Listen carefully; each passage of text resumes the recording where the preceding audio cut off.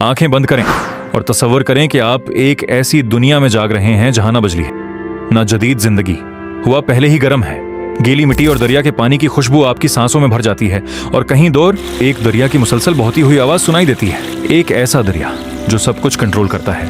यह है कदीम मिस्र, एक ऐसी सरजमीन जहां एक ही दरिया फैसला करता है कि आप जिंदा रहेंगे या मर जाएंगे, जहां देवताओं की सिर्फ इबादत नहीं की जाती बल्कि उनसे खौफ खाया जाता है, और जहां हर दिन एक जंग है बल्कि जिंदा रहने के लिए। आज आप बादशाह नहीं हैं, आप कोई पुजारी नहीं हैं, आप सिर्फ लाखों में से एक हैं, और ये है आपका दिन। दरियाए नील पर तुलुए आफ्ताब सूरज की पहली रोशनी उफुक पर फैलती है।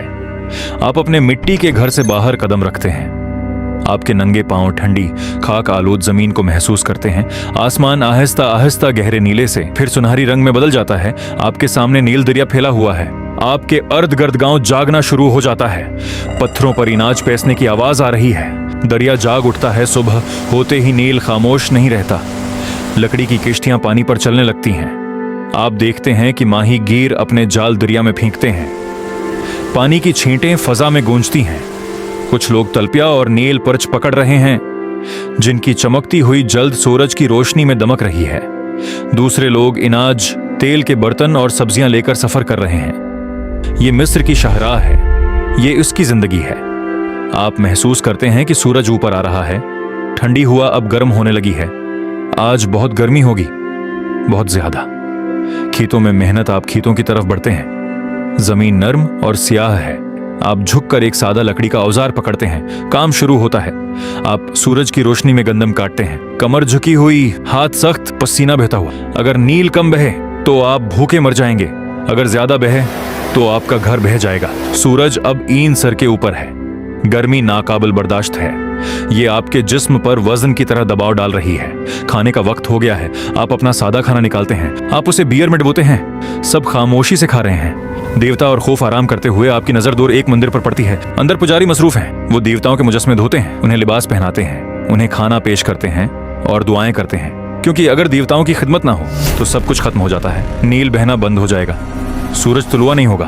आप सवाल नहीं करते, आप कर भी नहीं सकते, क्योंकि इस दुनिया में देवता ही सब कुछ कंट्रोल करते हैं। नजर ना आने वाली ताकत कहीं दूर एक महल में, जिसे आप कभी नहीं देख सकते, फिरौन रहता है। एक इंसान, मगर मुकम्मल इंसान नहीं। आपके लिए वो एक जिंदा खुदा है। उसके अल्फाज लाखों लोगों की कसमतें करते हैं। आप कभी उससे नहीं मिलेंगे, मगर उसकी ताकत हर जगह है।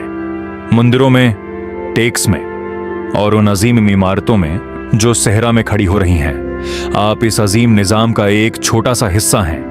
घर वापसी जैसे ही सूरज ढलने लगता है, दुनिया ठंडी होने लगती है। आप वापस गांव की तरफ चलते हैं। खानदान इंतजार कर रहा है। ताजा रोटी की खुशबू फजा में है। बच्चे हंस रहे हैं। एक लम्हे के लिए जिंदगी पुरस्कून लगती है। रात और अकीदा अंधेरा तेजी से छा जाता है।